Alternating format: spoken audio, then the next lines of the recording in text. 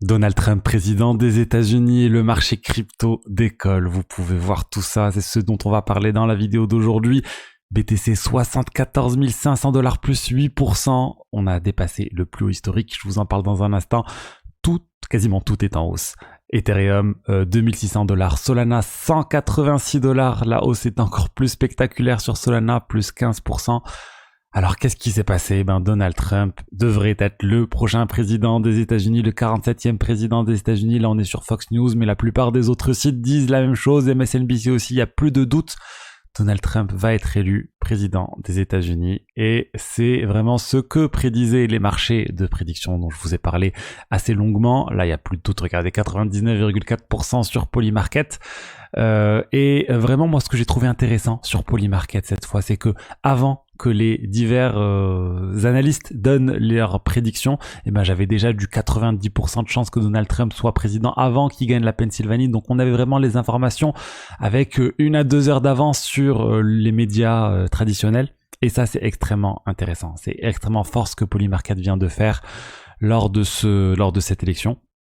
Ce marché de prédiction qui permet de donner du coup une idée sur l'état de l'ensemble des informations disponibles à un instant T et de ce que les traders, ce que les parieurs misent sur quel candidat en fonction de toutes ces informations. Regardez le BTC, on vient d'atteindre un plus haut historique. Là, ça a été atteint il y a 42 minutes, là où j'enregistre cette vidéo, 74 500 $. Il n'y a plus de doute, cette fois, on a dépassé le all-time high pour le BTC.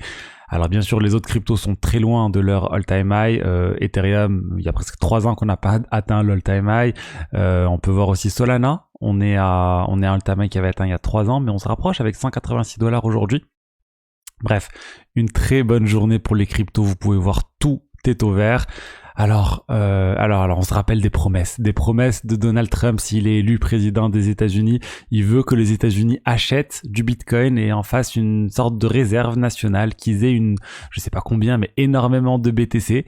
Donc là, c'est vraiment pour ça aussi que le BTC est en train de pump assez fort. Il a aussi dit qu'il voulait virer Gary Gensler.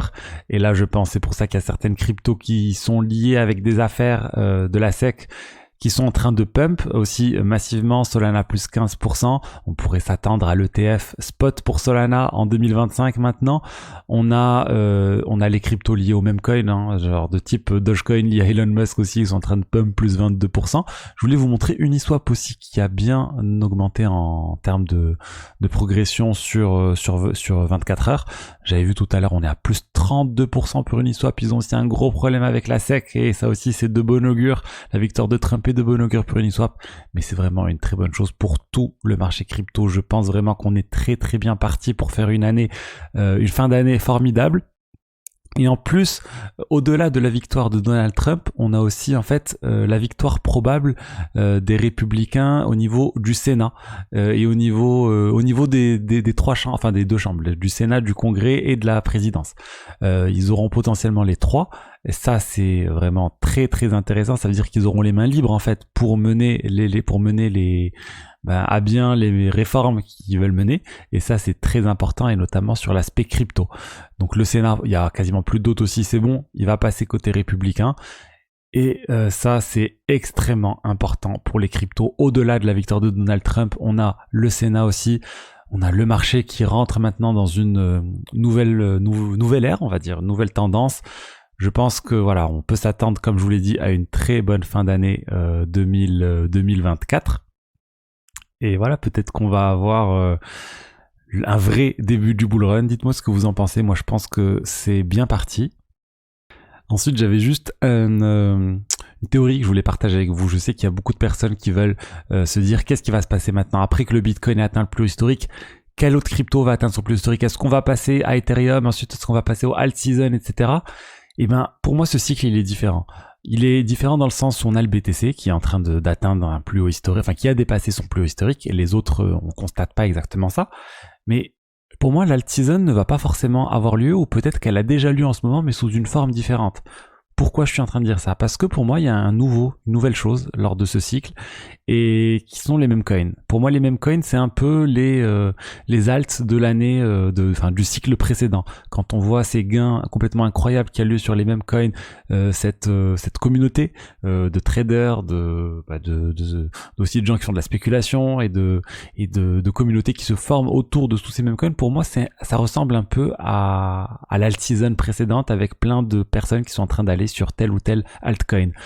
Donc voilà, je pense que c'est les mêmes coins moi qui représentent un peu l'alt-season de cette année, de ce cycle. Et je suis pas sûr qu'il faut à chaque fois se dire voilà ce qui s'est passé dans le cycle précédent et du coup voilà ce qui va se passer maintenant. Du coup maintenant on va passer à l'Ether, ensuite on va passer aux altcoins et voilà c'est comme ça que ça se passe depuis toujours et c'est comme ça que ça va se passer.